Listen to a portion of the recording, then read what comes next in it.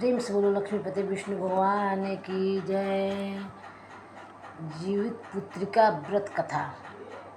एक बार नैमिषारण्य के निवासी ऋषियों ने संसार के कल्याणार्थ सूत जी से पूछा, हे सूत, कराल कलिकाल में लोगों के बालक किस तरह दीर्घायु होंगे, सो कहिए।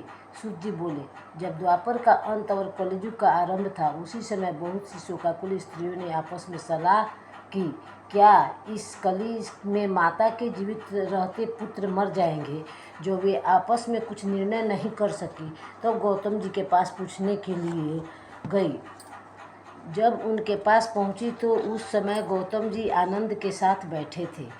उनके सामने उन्होंने मस्तक झुकाकर प्रणाम किया। तदंतर स्त्रियों ने पूछा, हे प्रभु, इस कलयुग में लोगों के पुत्र किस तरह जीवित रहेंगे, इसके लिए कोई व्रत या तप हो तो कृपा करके बताइए। इस तरह उनकी बात सुनकर गौतम जी बोले, आपसे मैं वही बात कहूँगा जो मैंने पहले से सुन रखा है।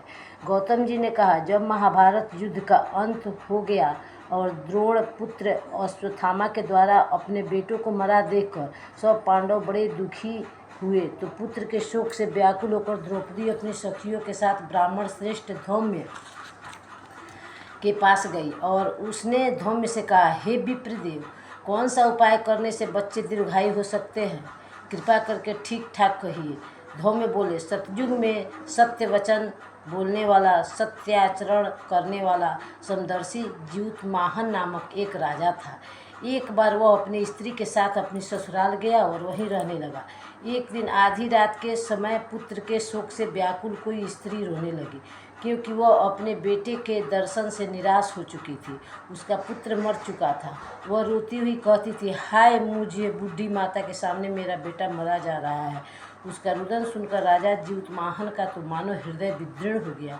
वह तत्काल उस स्त्री के पास गया और उससे पूछा, तुम्हारा बेटा कैसे मरा है। बूढ़ी ने कहा, गरुड़ प्रतिदिन आकर गांव के लड़कों को खा जाता है।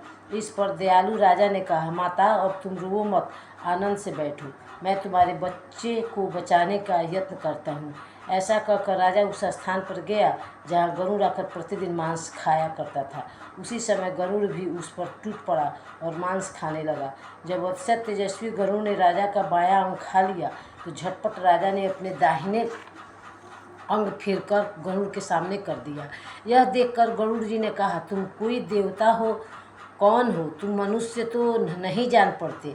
अच्छा, अपना जन्म और कुल बताओ। पीड़ा से व्याकुल मन वाले राजा ने कहा, हे पक्षीराज, इस तरह के प्रश्न करना व्यर्थ है, तुम अपनी इच्छा भर मेरा मांस खाओ। यह सुनकर गरुड़ रुक गए और बड़े आदर से राजा के जन्म और कुल की बात पूछने लगे।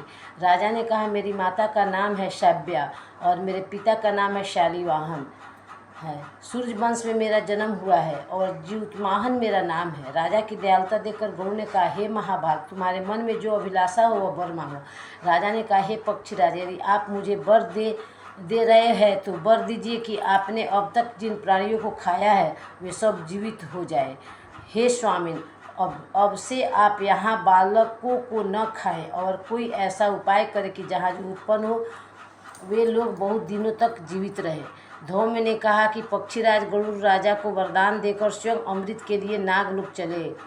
वहाँ से अमृत लाकर उन्होंने उन मरे मनुष्यों को हड्डियों पर बरसाया। ऐसा करने से सब लोग जीवित हो गए जिनको कि पहले गरुड़ ने खाया था। राजा के त्याग और गरुड़ की कृपा से वहाँ वालों का बहुत कष्ट दूर हो गया। उस समय राजा के शरीर की शोभा दुगनी हो गई। राजा की दयालुता देखकर गरुड़ ने फिर कहा, मैं संसार के कल्याणार्थ एक और वरदान दूंगा। प्रेम से बोलो उमापति महादेव की जय, विष्णुपति भगवान की जय।